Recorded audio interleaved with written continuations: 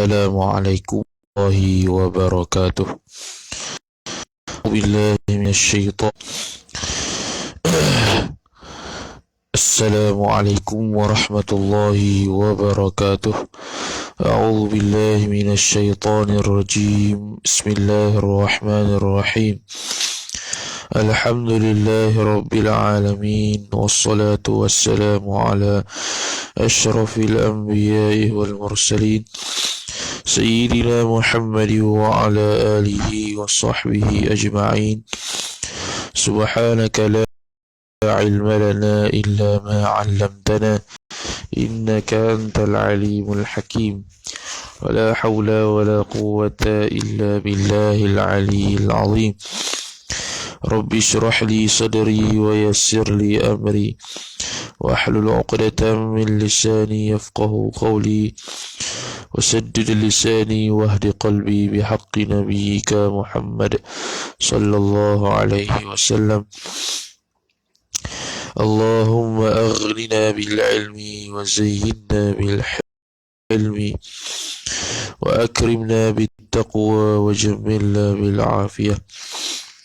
نوينا التعلم والتعليم والتذكر والتذكير والنفع والانتفاع والإفادة والاستفادة والحث على التمسك بكتاب الله وسنة رسوله صلى الله عليه وسلم ودعاء إلى الهدى والدلالة على الخير ابتغاء وجه الله مرضاته وقربه وثوابه سبحانه وتعالى آمين يا رب العالمين. وقال الشيخ الشارح رحمه الله تعالى ونفعنا الله بعلومه وبعلومكم وبعلوم مشايخنا في الدارين آمين يا رب العالمين.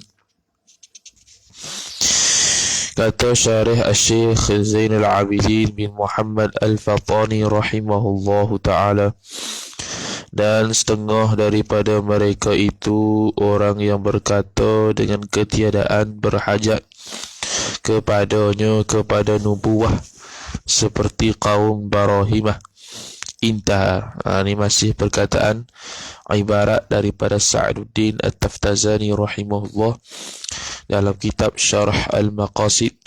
Dia kata, dan setengah daripada mereka itu dari puak-puak yang engkar, puak-puak yang sesat, ialah orang yang berkata, yakni serta i'tiqad dengan ketiadaan berhajat kepadanya kepada nubuwah kenabian seperti kaum, yakni bermula mereka itu adalah ia seperti kaum Barahimah, yakni puak Hindi itu, satu taifah kufar daripada Hindi itu Barahimah. Intaha kalamu Sa'duddin At-Taftazani fi Syarh Al-Maqasid. Habis itu kemudian kata syarih rahimahullahu ta'ala, dan setengah daripada yang harus pada hak Allah Ta'ala itu, iaitu setengah yang harus, ialah yakni harus pada hak Allah, yakni harus pada akal, boleh berlaku pada Allah Ta'ala, ialah melihat akan Allah Subhanahu wa Ta'ala di dalam negeri akhirat. Ini perkara yang harus juga, dengan makna boleh berlaku yang kita melihat Allah Subhanahu wa Ta'ala, bukannya mustahil dan bukannya wajib. Dan iaitu melihat akan Dia Ta'ala di dalam negeri akhirat itu jatuh, yakni berlaku bagi orang yang mukmin, yakni orang yang beriman, lagi pula tidak munafiklah, orang beriman sungguhlah. Kalau dalam status dalam dunia ni ada dua, mukmin dan kafir. Mukmin dan kafir. Munafik pun termasuk kafir lah, munafik yang i'tiqad. Munafik i'tiqad ni termasuk kafir. Ada pun dari sudut fasik tu beriman lagi. Kalau munafik i'tiqad contohnya, dia fasik beriman lagi, mukmin. Jadi hanya berlaku melihat zat Allah Ta'ala itu dia orang mukmin sahaja. Tiada jatuh, yakni tiada berlaku bagi kufar, yakni tiada berlakulah melihat akan dia di dalam negeri akhirat itu, bagi kufar, bagi orang-orang kafir, tak akan berlaku.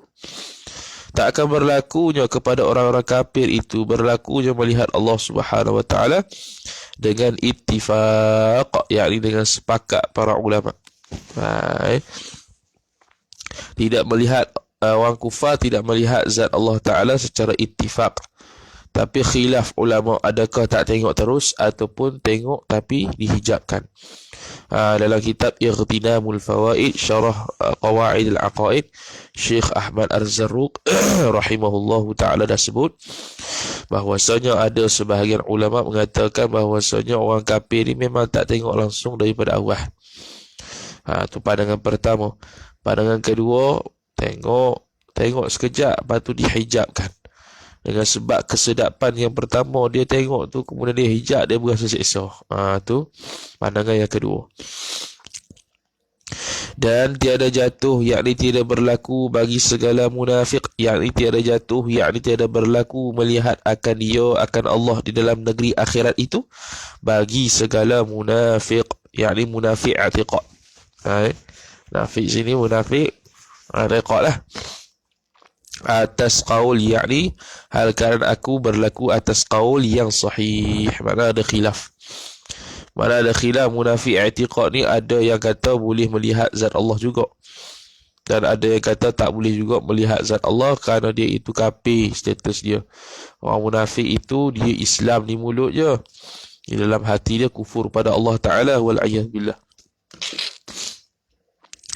Kemudian kata syarih rahimahullah, dan adapun di dalam dunia, maka tadi di dalam akhirat ni melihat Allah Ta'ala di dunia pula. Dan maka tiada jatuh, yakni tiada berlaku ia melihat akan Allah Ta'ala itu. Bahkan jatuh ia, yakni berlaku ia melihat akan Allah Ta'ala itu bagi Nabi kita Muhammad alaihi wassalatu wassalam pada malam Isra, atas qaul, atas pandangan yang rajih, yang kuat.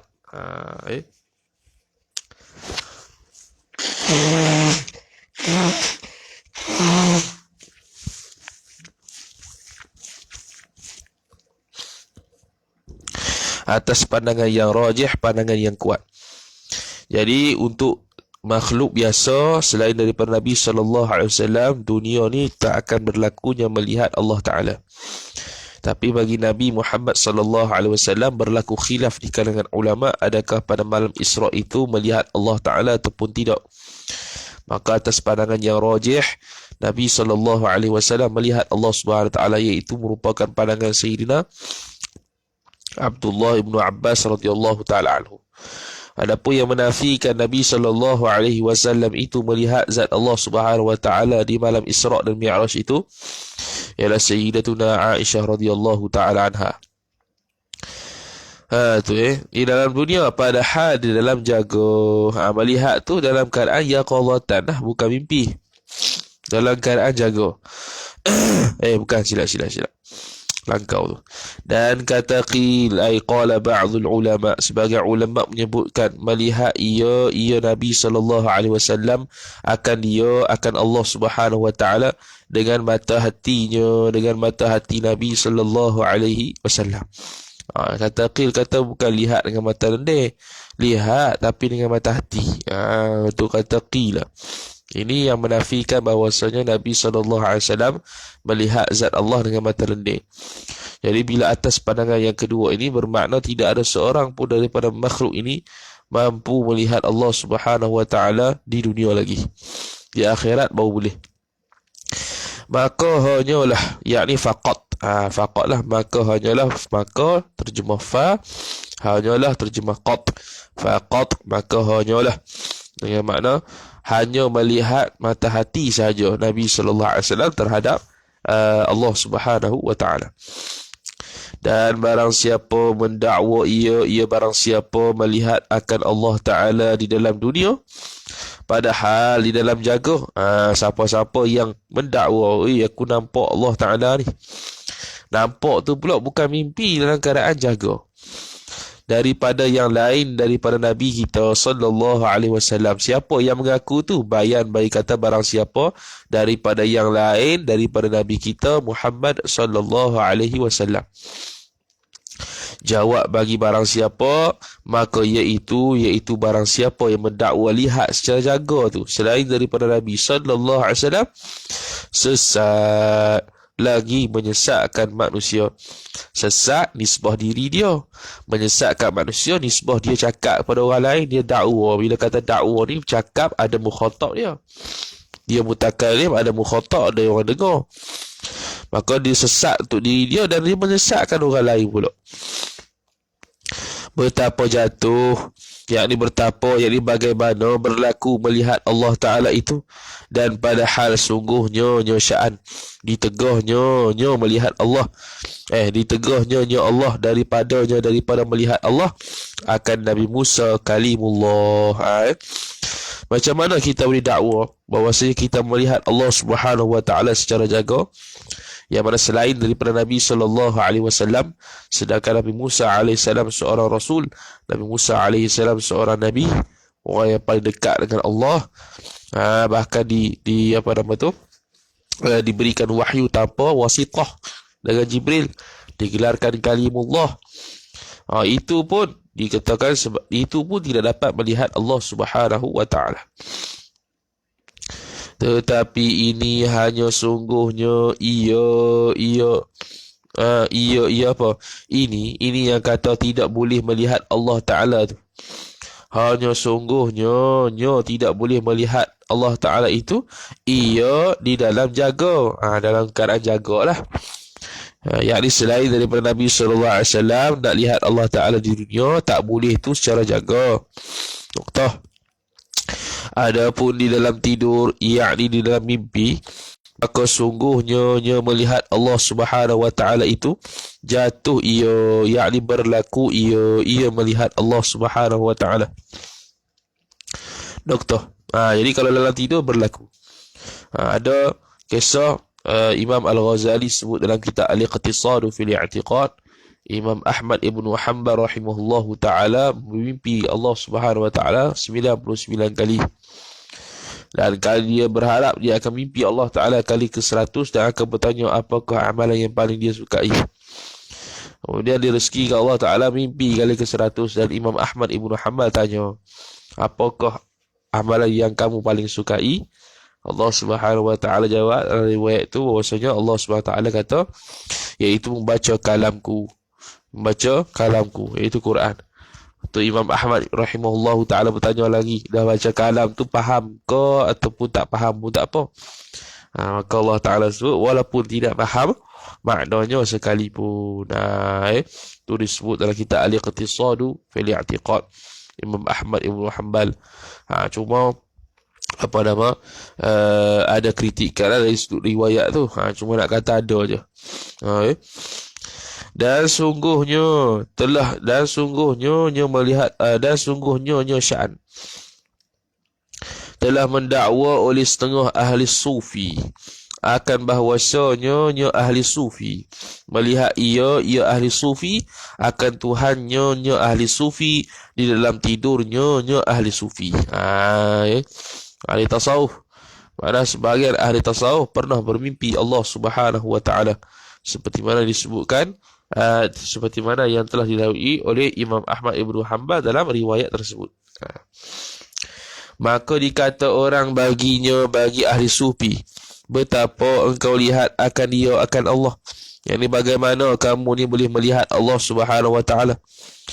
Maka berkata ahli sufi, terbalik mataku di dalam hatiku. Yakni mata kita ni kita tengok dengan pandang mata hati. Maka aku lihat akan orang yang tiada seumpama Allah suatu. Yakni laisa kamitslihi syai'. Begitu jugalah oleh Imam Ahmad bin Hanbal, orang tanya dia, dah macam mana lihat Allah Ta'ala tu? Allah Ta'ala macam mana? Laisa kamitslihi syai' wa huwas samiul basir. Itu saja yang mampu diungkapkan. Tak boleh nak cerita lebih sebab dia bukan makhluk. Dan telah menjalan oleh suatu taifah, suatu kumpulan. Ada sebahagian taifah kumpulan ni kepada, dia kata apa? Dia kata menjalan kepada menegahkan di dalam tidur pula, yakni menegahkan melihat Allah Subhanahu wa taala di dalam tidur pula, yakni juga. Mana ada khilaf ulama dalam mimpi Allah Subhanahu wa taala ketika tidur. Pandangan pertama mengatakan boleh kita melihat Allah Subhanahu wa taala di dalam tidur. Pandangan kedua tidak boleh kita melihat Allah Subhanahu wa taala di dalam tidur. Apa kata kenapa dikatakan tak boleh melihat Allah Subhanahu wa taala di dalam tidur? Kerana mengambil dalil oleh mereka itu taifah dengan bahawasanya sya'an barang yang dilihat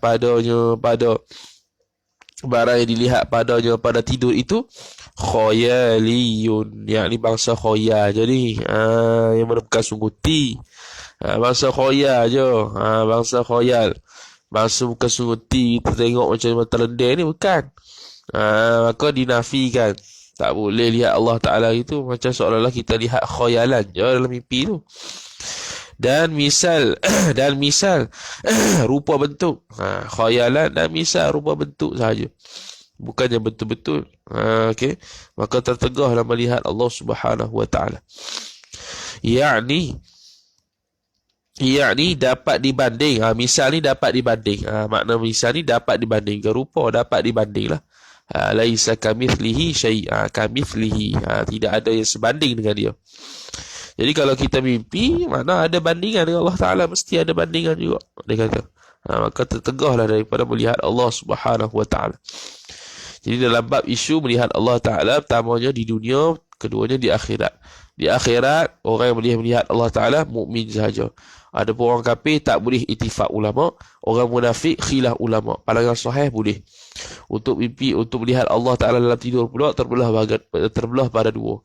Pertama, pada Nabi SAW itu khilaf ulama. Pandangan yang rajih melihat Allah Ta'ala malam Isra' Mi'raj. Adapun selain daripada Allah Ta'ala terbahagi dua pula. Pertamanya di dalam jaga ittifaq tak akan boleh berlaku. Bahkan siapa yang mengaku boleh jatuh kufur. Yang kedua di dalam tidur, iaitu mimpi, berlaku khilaf di kalangan ulama. Pandangan pertama kata boleh, pandangan kedua kata tak boleh, kerana tidur itu hanya khayali dan ada amsal, iaitu rupaan-rupaan yang tertentu, bandingan-bandingan yang tertentu dengan makhluk. Maka tak boleh juga mimpi Allah Subhanahu wa taala. Bermula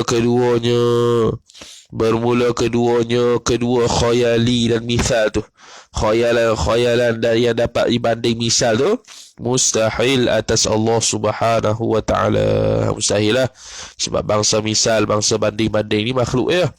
Khayal ni makhluk ya. Allah Taala tak ada khayal. Ma khatara bi balika fallahu bi khilafi dhalika. Apa yang terlintas dalam hati engkau, maka Allah Taala bukan itu, bukan seperti mana yang terlintas dalam hati tersebut.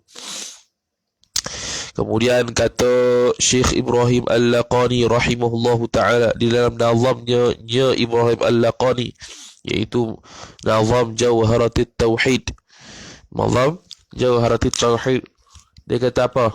Dia kata fa khaliqun li 'abdihi wa ma 'amil wafiqun liman arada ay yamil. Fa khaliqun li 'abdihi wa ma 'amil muwafiqun liman arada ay yasil. Arti kata Syekh Ibrahim Al-Laqani rahimahullahu ta'ala, maka menjadikan ia Allah bagi hambanya hamba Allah, dan barang yang perbuatan hamba, dan memberi taufik ia Allah bagi orang yang berkehendak ia Allah akan bahawa menyampaikan ia Allah akan keridhaan. Ini nak menceritakan tentang perbuatan Allah pula ni. Perbuatan Allah Ta'ala. Fa khaliqun li 'abdihi wa ma 'amil wafiqun liman arada ay yamil. Pertamanya fa khaliqun li 'abdihi wa ma 'amil, nak menceritakan tentang Allah Subhanahu wa taala mencipta kita dan perbuatan kita. Wallahu khalaqakum wa ma ta'malun.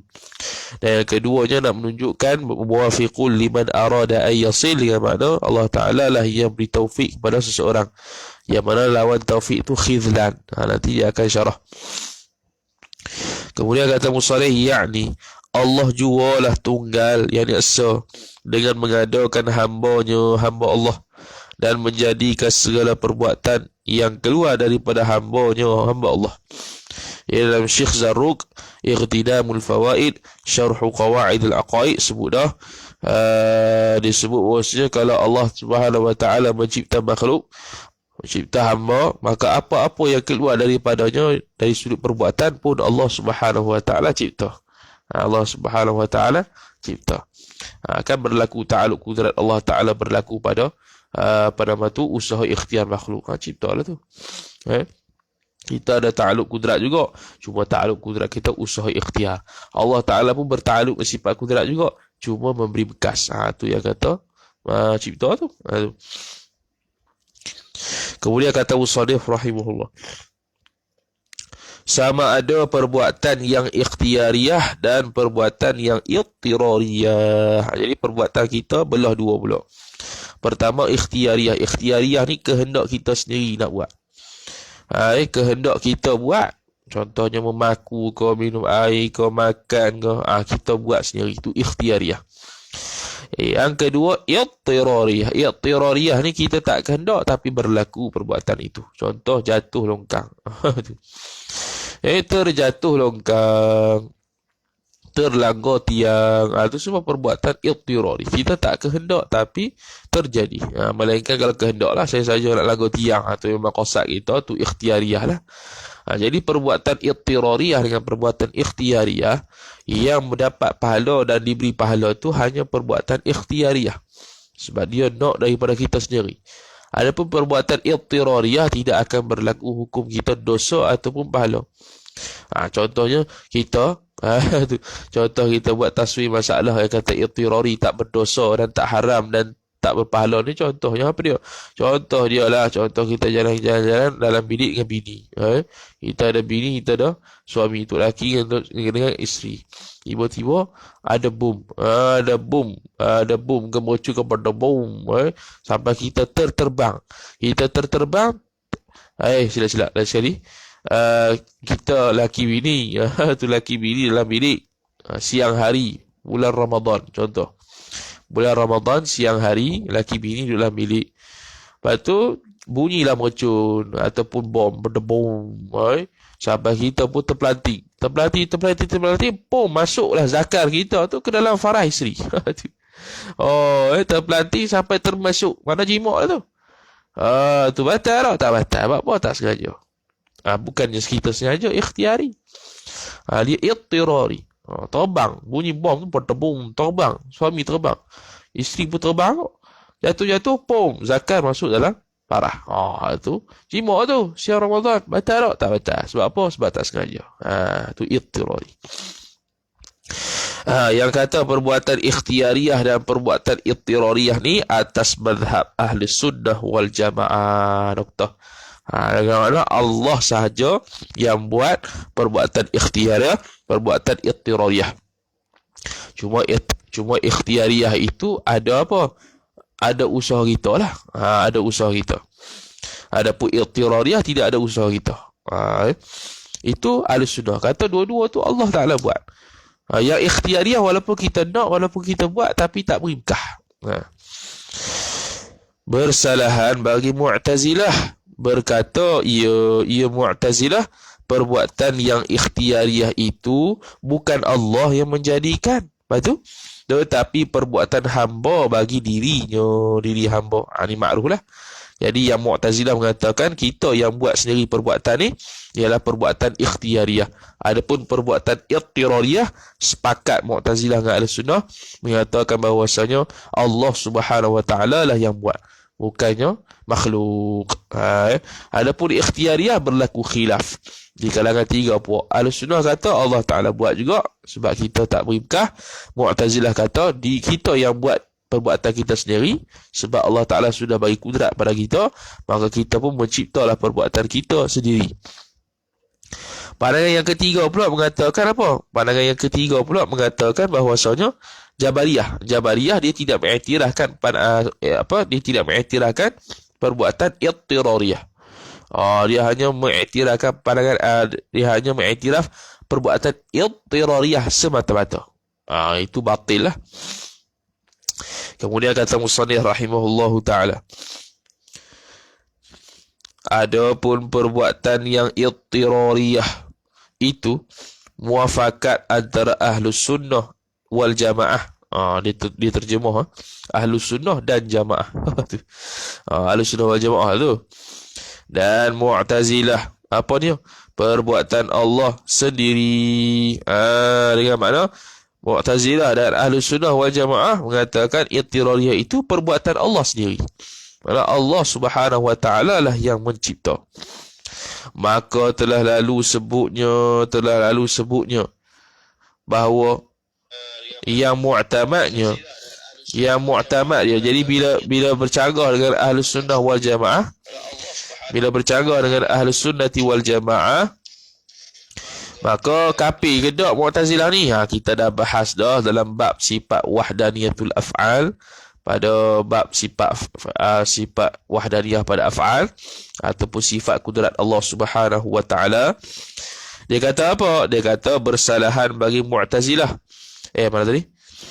Yang mu'tamadnya tiada jadi kafir Mu'tazilah yang beriktikadnya Mu'tazilah seperti demikian itu. Seperti demikian mana? Seperti demikian kata perbuatan Allah Ta'ala itu bukan Allah yang menjadikan, tetapi perbuatan hamba bagi dirinya. Rujuk situ. Demikian mana? Demikian perbuatan yang ikhtiariah itu bukan Allah yang menjadikan, tetapi perbuatan hamba bagi dirinya. Depa i'tikad begitu. Itu tidak kafir. Lepas tetapi fasiqun, fasiklah, dengan makna berdosa besar. I'tikad begitu, berdosa besar. Lagi pula haram. Bila kata fasik, haram lah. Bukan fasid dengan dal, bukan fasik. Kalau dal tu fasid dengan makna i'tikad depa rosak. Lagi pula fasiq, status mereka itu dosa. Orang yang fasik, orang yang orang fasik lah. Orang yang banyak dosa. Fasik ni dua. Pertamanya banyak dosa kecil. Yang keduanya buat dosa besar walaupun sekali. Yang ketiganya meremehkan dosa kecil. Maka itu jadi fasik.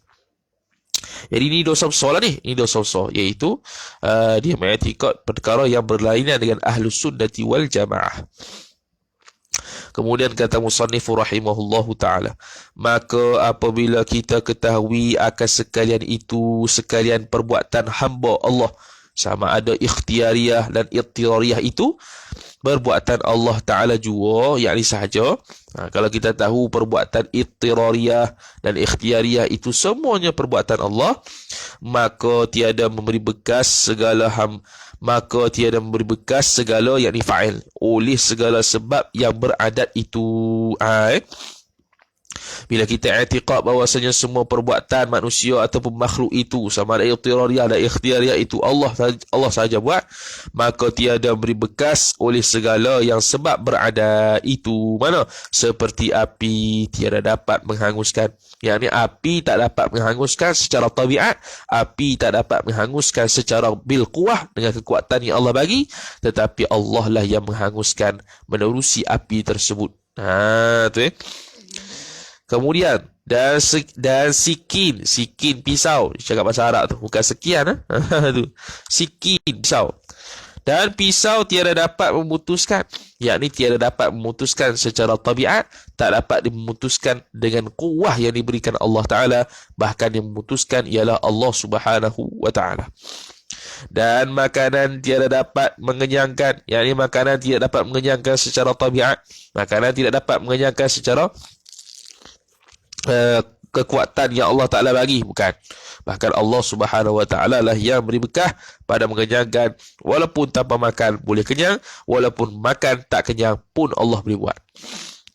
Dan air tiada dapat memuaskan dahaga. Dengan makna air itu secara tabiatnya tidak boleh menghilangkan dahaga. Dan bil quwah pun tak boleh juga dengan kekuatan yang Allah Ta'ala bagi. Air itu dapat memuaskan dahaga pun tak boleh juga. Lepas tu Allah Subhanahu wa Ta'ala lah yang menghilangkan dahaga tersebut. Doktor. Maka telah lalu hukum orang yang beriktikad memberi bekas segala sebab yang beradat dengan zat yang beradat itu, iaitu dengan tabiat. Hukum dia kafir ittifaq. Kita dah lalu dah. Atau memberi bekas dengan kuah, kekuatan yang dihantarkan padanya pada yang beradat itu, yakni oleh Allah Subhanahu wa taala. Hak tu khilaf ulama. Ada yang kata kafir, ada yang kata fasik. Para mu'tamad fasiqun, fasik ya. Noktah. Dan lagi wajib kita i'tiqadkan pula Allah Subhanahu wa taala memberi taufik. Ini yang apa nama tu? Baik yang kedua tu. Syatar yang kedua. Muwafiqul liman arada an yasil tu. Jadi masalah taufik pula. Wajib kita i'tiqad juga bahawasanya Allah Taala lah yang beri taufik, bukan orang lain. Bukannya kita ni yang buat, kita ni beri taufik diri sendiri, boleh sembahyang, boleh puasa, bukan. Yakni memberi kuasa atas mengerjakan taat bagi segala hamba Allah, sifat yang dikehendakinya, yang dikehendaki Allah, yakni akan hamba tersebut. Itu makna taufik. Jadi yakni di situ dia nak memaknai, dia nak memaknakan dan mendefinisikan taufik, iaitu memberi kuasa atas mengerjakan taat bagi segala hambanya. Makna kalau seseorang itu buat taat, sama ada sembahyang, puasa dan sebagainya, makna dia sudah mendapat taufik Allah Subhanahu wa taala. Sampai kepada keridhaannya, keridhaan Allah Taala. Dia beri taufik untuk buat ketaatan tu supaya apa? Supaya sampai kepada rahmat Allah, supaya sampai kepada keridhaan Allah Subhanahu wa taala. Hasil keridhaan Allah dapat rahmat atas dia. Hasil dapat rahmat, maka bolehlah dapat masuk syurga Allah Subhanahu wa taala dengan izin daripada Allah. Dan kasihnya, ataf keridhaannya, dan kasihnya, kasih Allah Subhanahu wa taala, belas kasihan Allah Taala, yakni ihsan. Bukannya kasih sini ada perasaan tak, bukannya riqqatun fil qalbi, lembut hati, kan, tapi dengan makna ihsan atau muridul ihsan, berbuat baik pada manusia tersebut, ataupun muridul ihsan, berkehendak membuat baik kepada manusia tersebut. Dan demikian lagi Allah Subhanahu wa taala ialah yang mendirikan khazal, dia panggil khizlan. Khazal ni apa? Atas seseorang, yakni hina, iaitu tiada kuasa, iaitu khazal tu. Apa dia? Tiada kuasa pada mendirikan taat, yakni tiada kuasa pada mendirikan oleh seorang hamba akan taat, dan kuasa, yakni kuasa oleh hamba atas mengerjakan maksiat bagi segala hamba Allah yang dikehendakinya. Okey, silap-silap. Pada mendirikan, yakni mendirikan oleh Allah akan taat, dan kuasa atas, yakni memberi kuasa oleh Allah atas mengerjakan maksiat bagi segala hamba Allah yang dikehendakinya, yang dikehendaki Allah Subhanahu wa taala. Jadi orang yang mendapat khizlan, kha zal lam ataupun kha zal lam alif nun, khizlan dia panggil. Tu apa dia? Itu menunjukkan bahawasanya Allah Taala tak bagi kuasa taufik, tak bagi kuasa pada hamba dia tu buat taat. Lepas tu bagi kuasa buat apa? Bagi kuasa buat maksiat kepada Allah Subhanahu wa taala. Itu khizlan. Dia berahi buat maksiat kepada Allah Taala, itu dia panggil Allah Taala beri kuasa pada dia untuk buat jahat. Itu khizlan. Tujuan dia apa? Untuk menghinakan dia. Bukan untuk mendapat kasih Allah Ta'ala, bukan mendapat keridhaan Allah Subhanahu wa ta'ala. Jauhnya hamba tadi daripada keridhaan Allah dan kasihnya, kasih Allah. Bahkan dekat dengan murka Allah, dekat dengan azab Allah Subhanahu wa ta'ala, wal'iyadhu billah. Tak ada orang ni. Ada orang tengok ni. Balik tengok apa ni. Sibuk apa tak tahulah. Dan kata Syekh Al-Laqani pula, kata Syekh Ibrahim Al-Laqani rahimahullahu ta'ala pula, fakhadhilun liman arada bu'dahu wa munjizun liman arada wa'dahu. Artinya, arti firman Allah Subhanahu, kata Syekh Ibrahim Al-Laqani rahimahullahu ta'ala, maka menghinakan ia Allah akan orang yang menghendaki ia Allah akan jauh daripada rahmatnya Allah. Ini khizlan ni. Dan menunaikan ia Allah akan janji bagi orang yang berkehendak ia Allah akan menyempurnakan janji kebajikannya Allah. Wa munjizul liman arada wa'dahu. Wa'dun ni janji baik, makna balasan syurga.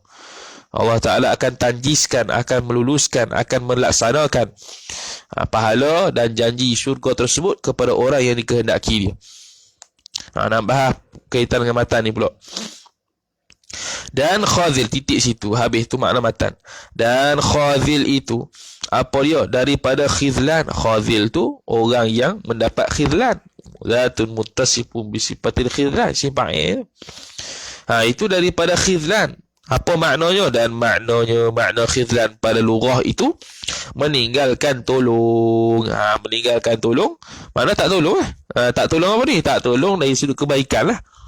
Bila kata tolong ni, ghaliknya bila kata tolong ni, tolong ke arah kebaikan. Kalau tolong ke arah kejahatan ni, kita tak guna kata tolong ke arah kejahatan, walaupun ada lah ta'awanu 'alal birri wat taqwa wala ta'awanu 'alal itsmi wal 'udwan. Ada tolong, tapi biasanya ghaliknya tolong-tolong ni benda baik lah. Ni tak ada, meninggalkan pertolongan. Yakni dia boleh meninggalkan pertolongan dari sudut buat kebaikan.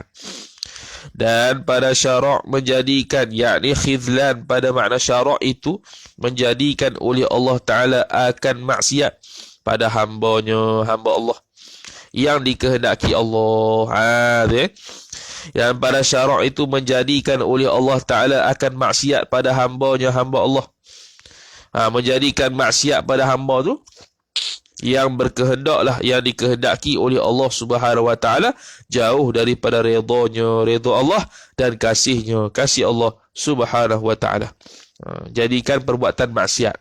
Cuma kita Ahlussunnah tidak nisbahkan perbuatan maksiat itu nisbah cakapan lah, nisbah i'tiqad, kita nisbahkan lagi kepada Allah Subhanahu Wa Ta'ala.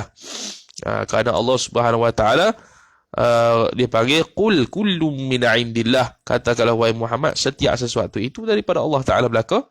Jadi perbuatan itu sama ada ikhtiari, baik, jahat, semua daripada Allah Subhanahu Wa Ta'ala. Cuma perbuatan yang Allah Ta'ala buat pada seseorang benda maksiat dan kafir, dia panggil khidlan. Allah Ta'ala buat perbuatan pada seseorang itu baik dan juga taat, itu panggil taufiq.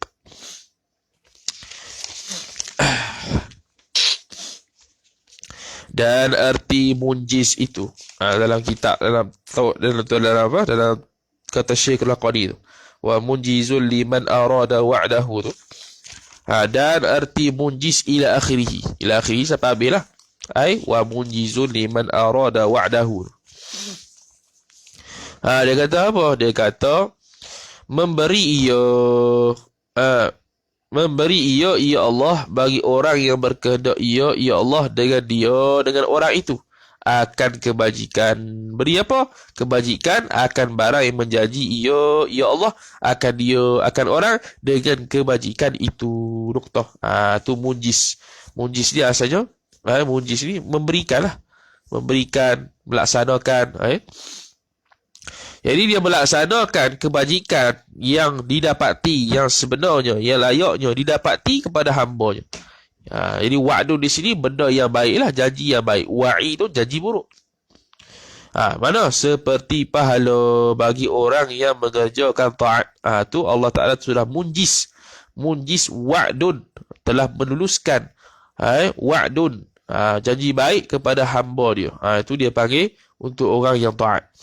Kerana bahawasanya Allah Subhanahu Wa Ta'ala menjanjikan ia Allah akan orang yang mukmin dengan syirik dengan syurga. Tu janji baik dia. Tiada janji dengan syurga, tiada bersalahan pada syarak qat'an ay bila khilaf. Qat'an ay qaulun wahidun bila khilaf. Itu kalau dhabit Syekh Qadir Madili ya. Qat'an ay qaulun wahidun bila khilaf. Perkataan yang satu tanpa khilaf. Jadi dalam bab Allah Ta'ala itu melaksanakan janjinya yang baik kepada hamba dari sudut pahala kepada orang yang taat, maka tidak ada bersalahan pada syarak secara qat'an. Mana tidak ada percagahan dari sudut dalil. Dengan makna Allah Ta'ala akan beri, maka akan berlaku pemberian tersebut, tidak akan berlaku sebaliknya. Kerana firman Allah Subhanahu Wa Ta'ala, innallaha la yukhliful mi'ad.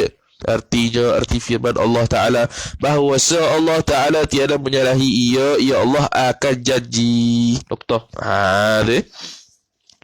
Jadi nisbah innallaha la yukhliful mi'ad. Mi'ad janji dia apa? Janji dia ialah untuk melaksanakan kebajikan atau memberikan kebaikan kepada ahli taat yang berupa kebajikan seperti syurga, pahala dan sebagainya.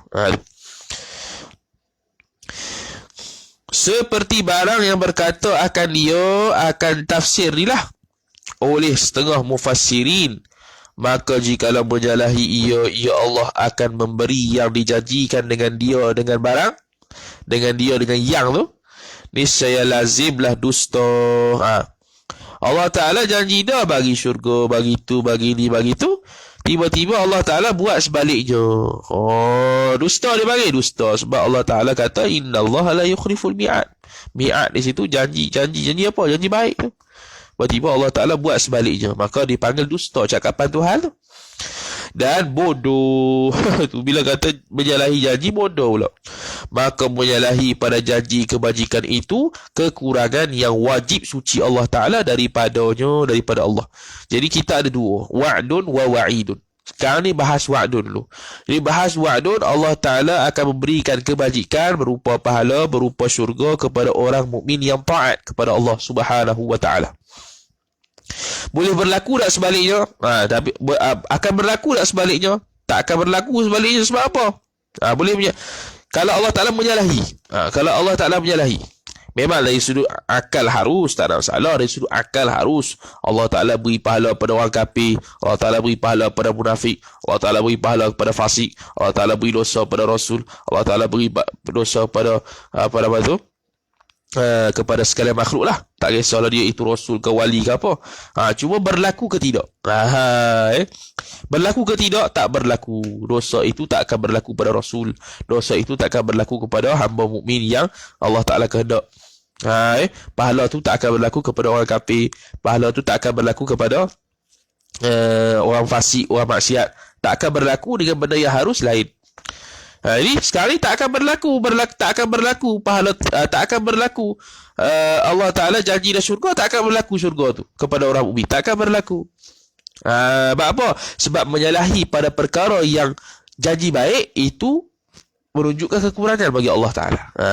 Menyalahi perkara yang janji baik seperti syurga, pahala apa semua tu, itu merupakan kekurangan bagi Allah Ta'ala. Ini berlaku lain daripada perkara yang harus pada akal. Jadi kena beza. Perkara yang harus pada akal lain dengan benda yang berlaku. Macam contoh dalam kitab Hidayatul Murid mensyarahkan, menjelaskan berkaitan dengan apa? Berkaitan dengan orang yang lahir tanpa bapa. Boleh berlaku tak? Dia kata dari sudut akal boleh. Dari sudut akal khilaf ulama lah.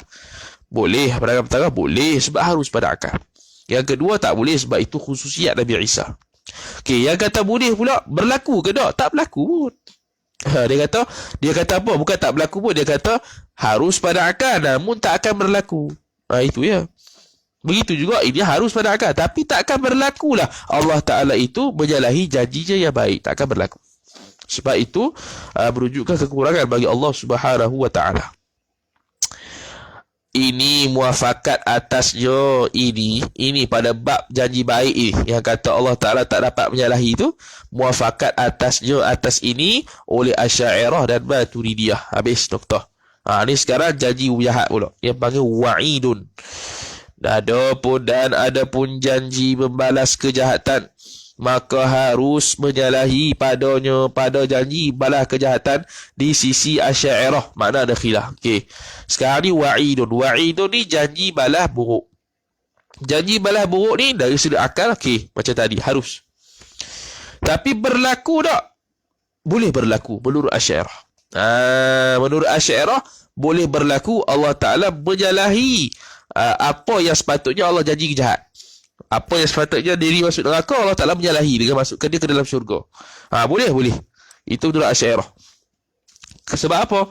Kerana menyalahi padanya. Jadi menyalahi oleh Allah padanya pada janji yang jahat itu tiada dibilangkan kekurangan. Tak bilang kekurangan. Lepas tu, tetapi dibilangkan kemuliaan yang dipuji dengan dia dengan menyalahi pada janji jahat tadi. Macam contohlah kita duk ancam orang. Oh, jadi duk ancam orang, siaplah aku tumbuh hang. Tiba-tiba kita tak tumbuh. Maafkan dia. Mulia dah, mulia. Nampak kemal, nampak baik. Ini pun sama. Allah Taala janji kemuliaan. Janji kemuliaan, janji kejahatan. Tapi Allah Taala menyalahi dengan mana tak seksa dia. Itu tak ada masalah. Itu menunjukkan kemuliaan Allah Subhanahu Wa Taala yang layak dengan dia. Dan sungguhnya bila pandangan Asy'ariyah begitu dikritik dengan 3 kritikan. Dan sungguhnya sya'an diiktirad, yakni diiktiradkan akan pandangan Asy'ariyah itu akan harus menyalahi akan janji kejahatan itu dengan lazim pada yang amat banyak. Dengan apa? Dengan makna kalaulah Asy'ariyah beriktikad dan berpandangan mengatakan bahawa saja janji jahat itu boleh menyalahi, maka ada 3 kelaziman. Ada banyak kelaziman yang boleh jadi kritikan ke atas pandangan Asy'ariyah ni. Kelaziman yang berlakulah kelaziman. Dengan makna benda yang akan berlaku hasil daripada kalau Asy'ariyah mengatakan Allah Ta'ala boleh menyalahi janji jahat. Maka kata dia mana kelaziman tu? Setengah daripada lazim yang amat banyak tu dusta pada khabar Allah Subhanahu Wa Taala. Dusta lah. Sebab khabar Allah Taala menyatakan kena seksa, masuk neraka, tiba-tiba tak berlaku. Dusta tu. Padahal sungguhnya Nyosan telah berdirilah ijma' atas suci khabar Allah Taala daripada dusta. Ijma' ulama. Bahkan siapa yang mengatakan khabar Allah Taala dusta, kafir. Jadi berlaku dusta, berlaku sebaliknya daripada apa yang Allah Ta'ala sebut dalam Quran tu. Dan itu yang pertama. Tak jawab lagi tu. Dan setengah daripada lazim yang amat banyak ni iktirad kedua. Bertukarlah perkataan Allah Subhanahu Wa Ta'ala. Dan sungguhnya Allah Ta'ala, firmannya Allah Ta'ala, ya ma yubaddalul qawlu ladayya. Arti firman Allah, tiada bertukar perkataan di sisiku. Noktah. Jadi sekarang ni dia cakap benda kata seseorang ni kalau buat jahat sikit masuk neraka, dapat dosa. Tiba-tiba tak berlaku. Makna terbaliklah. Makna bertukarlah hakikat apa yang Allah cakap tu. Tu yang kedua. Yang ketiga, dan setengah daripada lazim yang amat banyak itu mengharuskan tiada kekal kufar, orang kafir itu di dalam neraka. Kalau begitu, kalau kata Allah Ta'ala boleh menyalahi janji jahat, makna tak haruslah. Maknanya haruslah orang kafir itu tak kekal dalam neraka. Dengan makna orang kafir pun masuk syurga. Harus ni makna berlaku. Makna boleh berlakulah. Tak kekal je orang kafir itu dalam neraka. Masuk syurga belaka lah. Dan iaitu mengharuskan, yakni berlakunya tiada kekal kufar itu di dalam neraka, menyalahi akan barang yang berdiri atas je barang beberapa dalil qat'iyah, yang bahasa qat'i, yang bahasa putus, yang mengatakan bahawa si orang kafir ni khalidina fiha abada. Daripada kekal mereka itu kufar pada neraka. Noktah. Tu iktirad 3. Iktirad 3. Pertamanya dusta terhadap khabar Allah Ta'ala. Yang keduanya berlaku penukaran terhadap perkataan Allah Ta'ala daripada janji siksa. Kemudian tiba-tiba tak boleh bebas pula. Yang ketiga ialah dari sudut boleh berlakulah orang kafir itu tak kekal dalam neraka. Maka dijawab daripada i'tirad yang pertama. Mana i'tirad yang pertama? Iaitu dusta pada khabar Allah, padahal sungguhnya telah berdiri ijma' atas suci khabar Allah daripada dusta tu. Itu yang pertama. Iaitu dengan bahawa Tuhan yang karim, Tuhan yang maha mulia itu, apabila berkhabar ia Tuhan yang karim dengan janji kejahatan, maka yang layak dengan kemuliaan Allah bahawa dibinakan khabarnya, khabar Allah, yakni khabar yang mengatakan masuk neraka sekian-sekian orang ni, dengan apa? Dengan yang layak tadi. Dengan yang layak dengan kemuliaan tadi tu, atas ta'liq, atas kebergantungan dengan masyiah, dengan kehendak Allah. Dengan mana macam ni? Contoh dia kata orang berzina masuk neraka. Contoh ni firman Allah Ta'ala. Allah Ta'ala kata, orang berzina masuk neraka. Yang ni masuk neraka dengan kehendakku. Tu. Dia taklid situ. Cuma tak sebut dalam Quran lah. Masuk neraka dengan kehendakku. Yang ni kalau aku nak, dia masuk neraka lah. Kalau aku tak nak, dia masuk syurga. Contoh. Orang fasik. Dan rayahnya, jika tiada mensarih ia Allah dengan masyiah itu sekalipun, walaupun Allah Ta'ala tak sebut dalam khabar tu, dengan kehendakku, taklid gitu, tak ada. Tapi kita takdirkan kata, masuk neraka orang tak sembahyang, neraka saqat, neraka saqat tu untuk orang kafir. Neraka jahanam masuk masuk neraka. Tak puasa, masuk neraka. Tak buat haji umrah sedangkan mampu, masuk neraka. Tapi dengan kehendakku. Dia taklid begitu. Sama ada taklid tu secara sharih dalam khabar ataupun tidak. Noktah.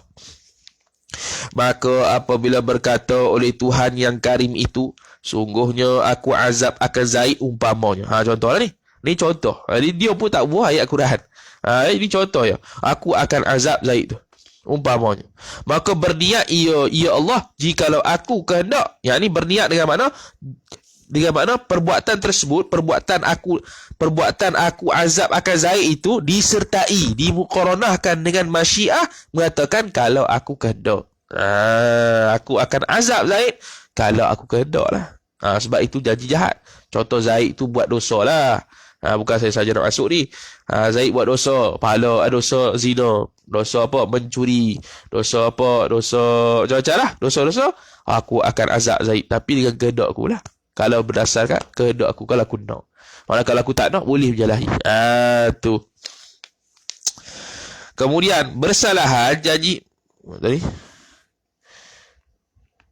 Okey. Tu janji kejahatan. Janji kejahatan. Bersalahan janji kejahatan. Silap weh. Kok mana janji kejahatan ni? Janji kebajikan. Janji kebajikan ni. Ini muqabalah pada tadi. Bersalahan janji kebajikan. Maka bahawa yang layak dengan kemuliaannya, kemuliaan Allah, bahawa dibinakan khabarnya, khabar Allah dengan dengan yang layak tadi atas putus, yakni tiada niat ta'liq. Okey, kalau janji kejahatan, kalau janji kebaikan, tak ada ta'liq iradat Tuhan, tak ada. Aku akan masukkan dia ke dalam syurga, tak ada ta'liq iradat Tuhan, tak ada. Kalau benda baik ni tak payah ta'liq iradat, tak apa. Layak dengan kemuliaan Allah Subhanahu Wa Taala. Bila Allah Taala sebut masuk syurga, masuk syurga. Tak payah kita taklikkan dengan niat, dengan iradat Allah Taala, dengan masyiah Allah, tak payah. Tapi kalau janji kejahatan dibinakan atas kemuliaan yang layak bagi Allah Taala, kalau seseorang Allah Taala itu nak siksa dia, tapi dengan kehendak Allah, ada taklik gitu. Masuk neraka sebab dia berzina, tapi dengan kehendakku. Masuk neraka sebab mencuri, kerana kemuliaan, tetapi dengan kehendakku. Tu dia panggil masyiah, berdasarkan masyiah. Kalau janji kejahatan, dia taklik dengan masyiah. Kalau janji keburukan, janji kebajikan, tak payah taklik masyiah. Itu ia layak dengan kemuliaan Allah Subhanahu Wa Taala. Ada dalil, bersabda Nabi sallallahu alaihi wasallam, telah bersabda Nabi sallallahu alaihi wasallam, man wa'adahu Allahu ala amalin thawaban fahuwa munjizun lahu, wa man aw'adahu ala amalin iqaban fahuwa bil khiyari insyaallah azabahu wa insya'a ghafara lahu. Tengok, dalam bab amal baik, munjiz, terus berlaku, insya-Allah Ta'ala berlaku. Tak apa perlu kait dengan khiyar. Tapi kalau janji jahat, khiyar. Allah Ta'ala kalau pilih, masuk. Tak pilih, tak masuk. Sebab tu dalam Hasyiah Tarbasi, dalam Manhajul Qawi dulu kita baca, orang yang alim tak beramal, dan orang yang beramal tapi tak mengaji, dua-dua ni masuk neraka kalau Allah tak maaf. Maksud dia kait tu. Kalau Allah tak maaf, masuk neraka. Mana kalau maaf, masuk syurga. Sedangkan mereka ni boleh jadi ahli neraka dah ni. Tapi kalau Allah Ta'ala tak kehendak ataupun tak maaf, masuk neraka. Kalau Allah Ta'ala kehendak dan maaf, masuk syurga. Masuk syurga. Asalkan tak kafir. Artinya, arti sabda Nabi sallallahu alaihi wasallam, barang siapa menjanji akan barang siapa oleh Allah atas suatu amal akan balasan. Kalau Allah Ta'ala janjikan balasan baik, maka iaitu Allah Ta'ala menunai baginya, yakni menunaikan oleh Allah baginya, bagi barang siapa itu, yakni akan balasan yang baik tadi. Yakni tanpa khiyar, tanpa qaid khiyar. Dan barang siapa menjanji ia barang siapa akan Allah Subhanahu wa taala atas dan barang siapa menjanji ia Allah betul lah, menjanji ia Allah akan barang siapa atas amal yang maksiat akan azab, maka iaitu orang yang menjanji Allah taala akan amal maksiat tadi tu. Maka iaitu dengan khiyar. Jadi dengan wa'id dia itulah. Wa'id dia itu dengan khiyar. Dengan makna Allah Ta'ala pilih nak masuk neraka, Allah Ta'ala masukkan. Kalau Allah Ta'ala maafkan, masuk syurga. Jikalau menghendaki ia Allah ni saya menyiksa ia Allah akan barang siapa yang buat maksiat tu. Dan jikalau menghendaki ia Allah ni saya mengampuni ia Allah bagi hamba yang buat maksiat tersebut. Noktah. Tu ada khiyar. Itu i'tirad yang pertama dah jawab dah. I'tirad kedua pula. Mana i'tirad kedua? I'tirad kedua tadi dia kata bertukar perkataan Allah Ta'ala, dan sungguhnya firman Allah Ta'ala ma yubaddalul qawlu ladayya. Bertukar firman Allah Ta'ala dengan mana Allah Ta'ala sebut dalam Quran masuk neraka, tiba-tiba sebaliknya berlaku, tukar perkataan Tuhan. Dari sudut nisbah tukar perkataan tadi, dari sudut dusta. Dan dijawab daripada i'tirad yang kedua dengan bahawa yang tertegah itu hanya sungguhnya sya'an ia Allah menukarkan perkataan pada janji menyiksa akan kufar. Allah Ta'ala kata masuk syurga, masuk neraka. Masuk neraka. Tiba-tiba tak masuk neraka. Tertukarlah firman Allah Ta'ala. Tak. Dia kata apa? Dia kata menyiksa ia iaitu yang tertegahnya, yakni yang tertegah daripada berlakunya penukaran perkataan Allah Ta'ala, kalam Allah Ta'ala itu ialah pada janji menyiksakan akan kufar. Kufar memang betul. Allah Ta'ala kata masuk neraka, tak boleh berlaku sebaliknya. Tak akan berlaku sebaliknya.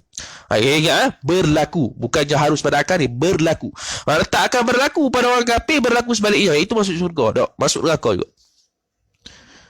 Jadi kalau berlaku je orang kafir masuk syurga, tu baru kita boleh kira tertukar perkataan Allah Ta'ala. Tu satu. Atau orang yang tiada berkehendak Allah daripada maafkan orang tadi. Orang yang tak Allah Ta'ala kehendak untuk maaf, masuk neraka. Mana kalau Allah Ta'ala maaf, masuk syurga. Jadi kalau orang yang berdosa dan Allah Ta'ala maafkan dia, hak tu tidak akan berlaku pertukaran perkataan Allah Ta'ala yang suruh masuk neraka. Jadi kalau yang masuk neraka tu, yang berlaku penukaran perkataan Allah ialah kalau berlakulah orang yang siksa tu patutnya orang kafir, tiba-tiba masuk syurga. Tu baru penukaran berlaku. Ataupun orang yang tak dimaafkan Allah Ta'ala masuk syurga tiba-tiba. Tu baru penukaran berlaku. Tapi kalau mendapat keampunan Allah Ta'ala masuk syurga, tu tak ada masalah. Tak berlaku penukaran Allah. Jadi ada qaid.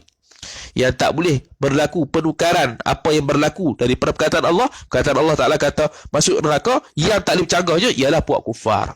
Puak kufar mesti masuk neraka. Ataupun orang-orang yang tak dimaafkan Allah Ta'ala masuk neraka, iaitu daripada kalangan orang beriman. Tak dimaafkan Allah Ta'ala masuk neraka. Adapun dimaafkan masuk syurga. Maka bermula firman Allah Subhanahu wa Ta'ala ma yubaddalul qawlu ladayya, itu ditanggungkan atas demikian itu. Demikian mana? Demikian perkataan pada janji menyiksa akan kufar atau orang yang tiada berkehendak Allah Ta'ala daripada memaafkan dia. Ambil situ. Demikian itu situ Noktah. Tu i'tirad yang kedua. I'tirad yang ketiga dijawab pula. I'tirad yang ketiga apa tadi? Mengharuskan orang kafir itu, mengharuskan kepada berlakunya orang kafir itu tak kekal dalam neraka gitu. Pertama. Itu dia kata. Dan dijawab daripada i'tirad yang kedua. Kedua pula. Dan dijawab daripada i'tirad yang ketiga dengan bahawa seharus bersalahan wa'id, yakni janji kejahatan itu pada barang yang apabila ada ia janji kejahatan, warid pada barang yang harus maaf daripada janji kejahatan tadi.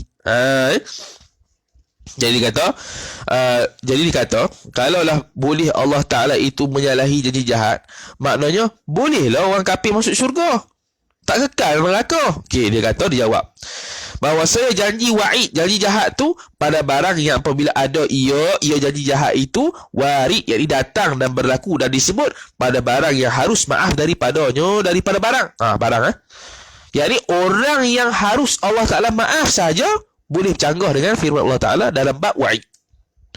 Allah Ta'ala kata masuk neraka. Yang boleh bercanggah siapa dia? Yang boleh bercanggah dengan mana masuk syurga tu ialah orang yang Allah Ta'ala boleh maaf. Orang kafir Allah boleh maaf tak? Yang orang kafir Allah Ta'ala tak boleh maaf. Tak berlakulah kemaafan Allah Ta'ala tu pada orang kafir.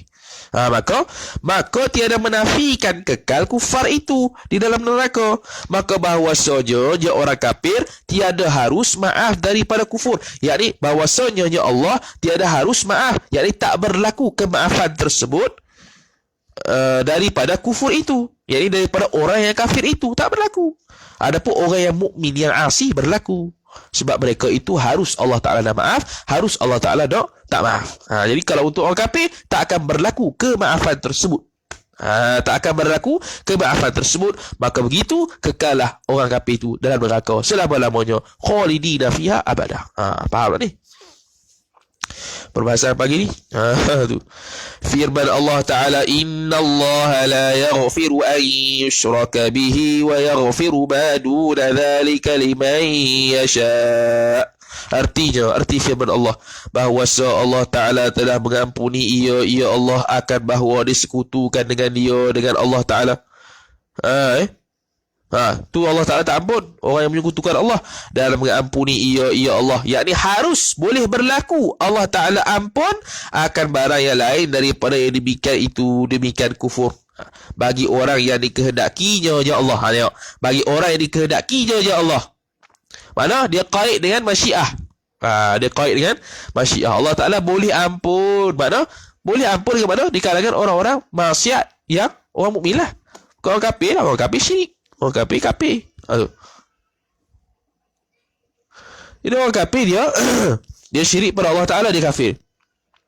Jadi orang kafir tak berlakunya kemaafan daripada Allah Ta'ala. Tapi selain daripada kafir, berlaku kemaafan daripada Allah Ta'ala insya'a. Dikait dengan masyiah di situ. Tu kait tu. Habis. Kemudian kata musannif rahimahullahu subhanahu wa ta'ala, Inna Allah. Dan ayat ini qaid. Ayat yang kata innallaha la yaghfiru an yushraka ila akhirih itu qaid bagi firman Allah Ta'ala innallaha yaghfiru dzunuba jami'a. Arti firman Allah bahawa Allah Ta'ala mengampuni ia Allah akan segala dosa sekalian dosa. Noktah. Seolah-olah ayat ni mengatakan orang kafir masuk neraka, orang kafir pun boleh masuk syurga sebab Allah Ta'ala mengampunkan seluruh dosa. Qaid yang kata mengampunkan seluruh dosa tu innallaha la yaghfiru an yushraka bihi. Kalau dia tak syirik lah. Kalau dia syirik tak boleh lah. Habis. Dan telah menjalani noktah itu Asy'ariyah. Ni Maturidiyah pula.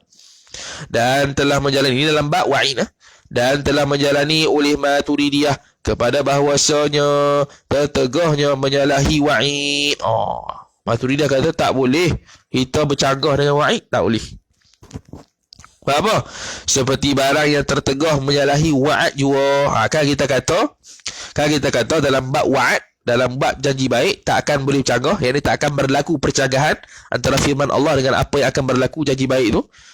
Dalam bab janji jahat pun sama menurut Maturidiyah. Tapi Asy'ariyah dia menyalahi dalam bab wa'id. Betul. Iaitu wa'ad tu, janji kebajikan, noktah.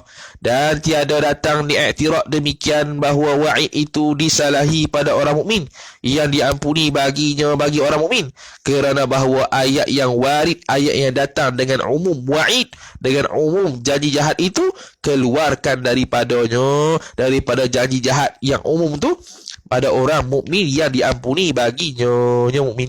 Jadi atas pandangan Maturidiyah ni tak datang iktiraf dan tiada datang iktiraf demikian. Demikian pandangan Maturidiyah itulah yang mengatakan janji wa'id itu tak boleh menyalahi juga. Kerana apa? Tiada datang iktiraf demikian bahawa wa'id itu disalahi pada orang mukmin yang diampuni baginya bagi bagi orang mukmin itu. Kan kita kata wa'id itu janji jahat. Jadi bila janji jahat, adakah terkena kepada semua orang? Kafir, orang mukmin yang berdosa dan sebagainya? Ada. Untuk orang mukmin yang dapat keampunan Allah Ta'ala, itu dikecualikan daripada wa'id, janji wa'id daripada Allah Ta'ala. Okay? Janji wa'id daripada Allah Ta'ala. Janji wa'id daripada Allah Ta'ala sudah dikecualikan, iaitu orang mukmin yang diampuni baginya sudah dikecualikan. Kerana bahawa ayat yang warid dengan umum wa'id itu, ayat yang menunjukkan akan berlakunya janji jahat secara umum tu, dikeluarkan daripada ayat yang warid dengan umum wa'id itu, orang mukmin yang diampuni baginya. Jadi atas para Maturidiyah ni tidak ada i'tirad begitulah. Tidak ada i'tirad begitu. Sebab dah buat keluar dah buat pengecualian siap-siap dah, iaitu orang mukmin yang diampuni baginya terkeluar daripada wa'id yang secara umum. Dan adapun mukmin yang tiada diampuni baginya, bagi mukmin tadi, maka tak dapat tiada daripada meluluskan wa'id padanya, pada mukmin yang tiada diampuni, meluluskan dengan mana berlakunya janji jahat itu padanya, pada mukmin yang tiada diampuni baginya. Tu habis. Maka kata mereka itu Maturidiyah, tak dapat tiada, yakni mesti daripada meluluskan wa'id janji jahat itu, dan jikalau pada seorang sekalipun, hanya habis. Jadi dia kata atas pandangan Maturidiyah ini, maka kita kata tak dapat tiada, ini mesti berlaku bahawasanya janji wa'id masuk neraka tu mesti berlaku walaupun seorang masuk neraka. Walaupun seorang masuk neraka, mana mesti berlaku, sebab Allah Ta'ala sebut dalam Quran, tak boleh menyalahi apa yang Allah Ta'ala sebut. Seperti mana tak boleh menyalahi apa yang Allah Ta'ala sebut pada janji baik, begitu juga tak boleh menyalahi janji buruk pun tak boleh menyalahi. Walaupun seorang sekalipun masuk neraka mesti kena ada. Tu kata Maturidiyah. Hanya sungguhnya zahir ia perkara tersebut atas kalam Maturidiyah. Atas kalam Maturidiyah. Kemudian kata Musannif rahimahullahu ta'ala, dan terbina atas khilaf.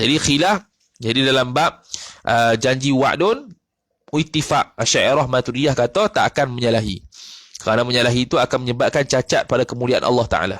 Dalam bab wa'idun, Asy'ariyah kata boleh menyalahi. Asy'ariyah kata boleh menyalahi. Lepas tu datang i'tirad. Kalau begitu dustalah khabar Allah Ta'ala. Tak, sebab kita taklid dengan masyiah. Tertukarlah firman Allah Ta'ala. Tak tukar. Sebab yang kata yang kata Allah Ta'ala siksa-siksa tu, yakni pada orang yang kafir dan orang mukmin yang tak dimaafkan Allah Ta'ala. Adapun orang mukmin yang dimaafkan Allah Ta'ala, boleh masuk syurga. Jadi tak tertukar perkataan Allah Ta'ala. Yang ketiga, lazimnya bila Asy'ariyah kata boleh menyalahi wa'id itu, dengan makna orang kafir itu tak boleh, orang kafir itu tak kekal dalam neraka pun boleh boleh berlakulah tak kekal dalam neraka orang kafir tu. Boleh jadilah kepada orang kafir tu tak kekal dalam neraka Allah Subhanahu wa Ta'ala. Dia kata apa tadi?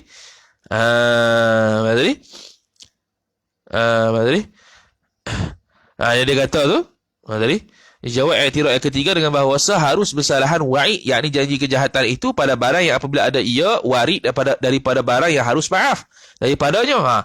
Jadi yang kata janji wa'id ni, ini untuk orang yang boleh kita menyalahi. Yang Allah Ta'ala boleh menyalahi wa'id ni bagi orang yang harus Allah Ta'ala maaf je.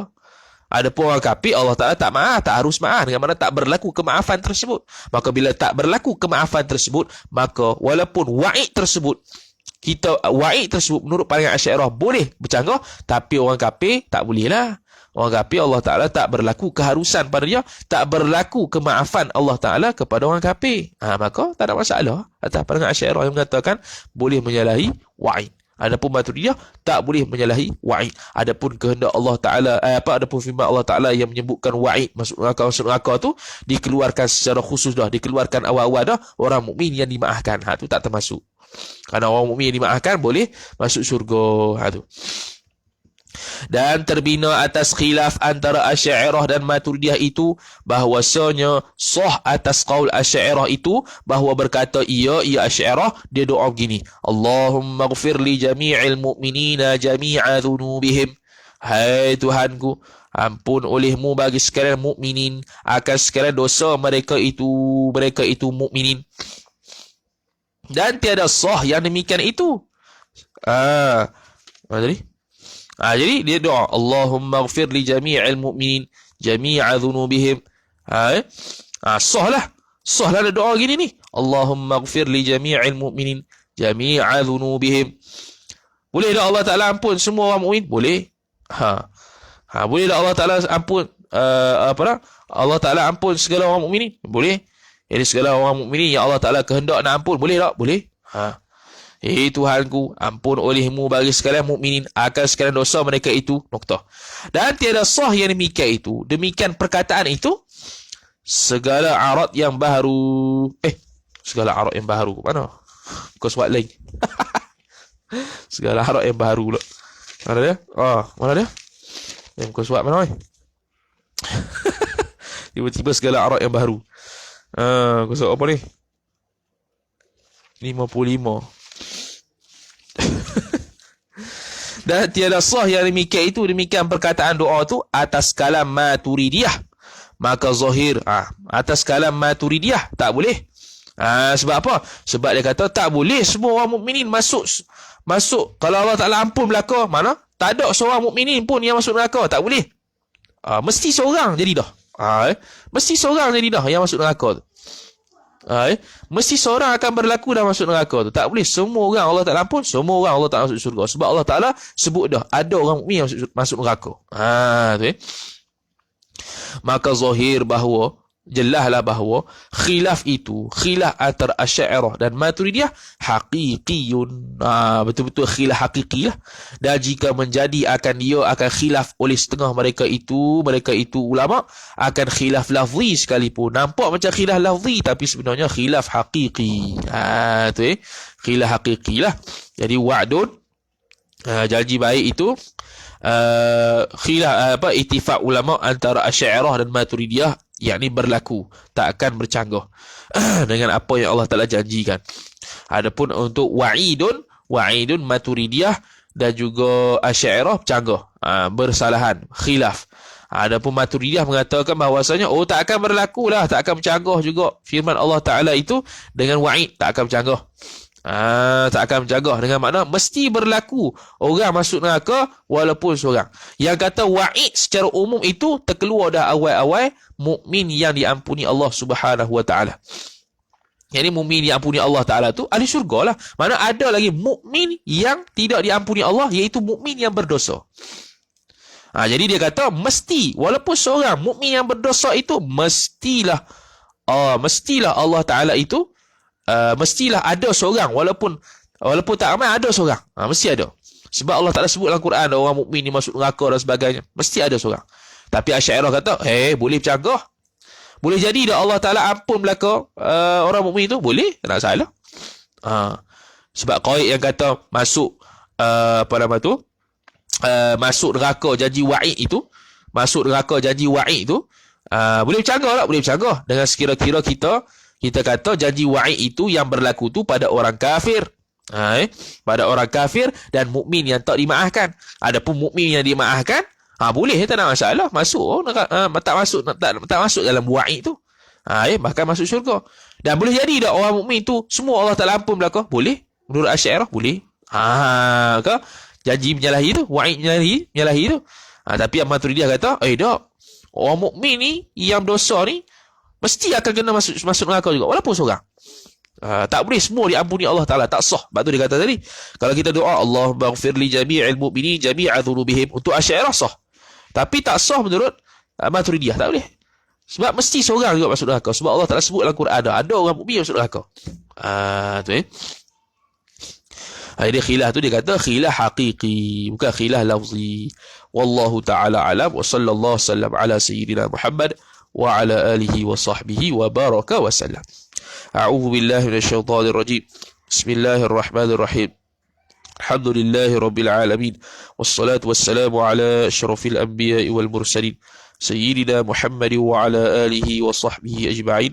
Allahumma zidna ilma warzuqna fahma. اللهم زدنا علما وارزقنا فهما اللهم زرنا علما وارزقنا فهما وصلى الله وسلم على سيدنا محمد وعلى آله وصحبه وبارك وسلم والحمد لله رب العالمين والسلام عليكم ورحمة الله تعالى وبركاته.